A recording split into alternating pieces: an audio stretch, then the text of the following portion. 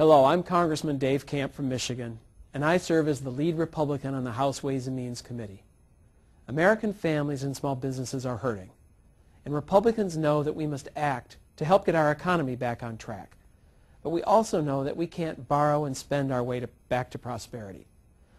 Last week, Democratic leaders in Congress railroaded through a $1.1 trillion spending bill. As soon as next week, they may bring up a bill that spends another $500 billion. And that's on top of the $700 billion in TARP money and perhaps untold billions more we're spending to help banks and homeowners.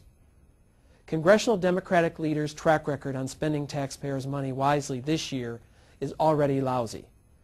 House Republicans offered a plan to help our economy using fast-acting tax relief that would have created 6.2 million jobs, twice the jobs, at half the cost of the Democrats' trillion-dollar government spending bill.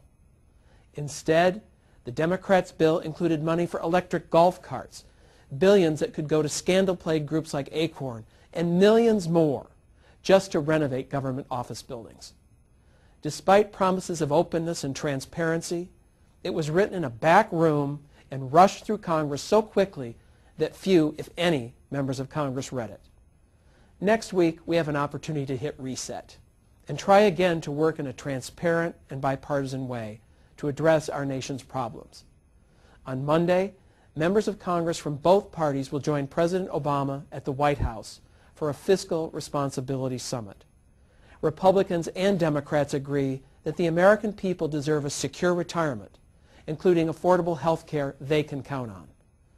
But we all know that vital programs like Medicare and Social Security face serious financial challenges as baby boomers get older, people live longer lives, and families have fewer children.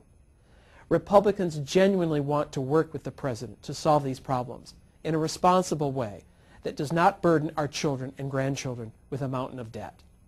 The summit next week is an important step, as is the budget outline the President will release at the end of the week. If he is serious about dealing with the tough issues and getting spending under control, his budget will show it.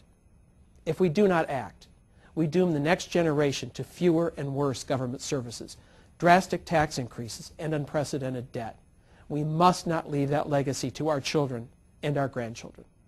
Thank you for listening.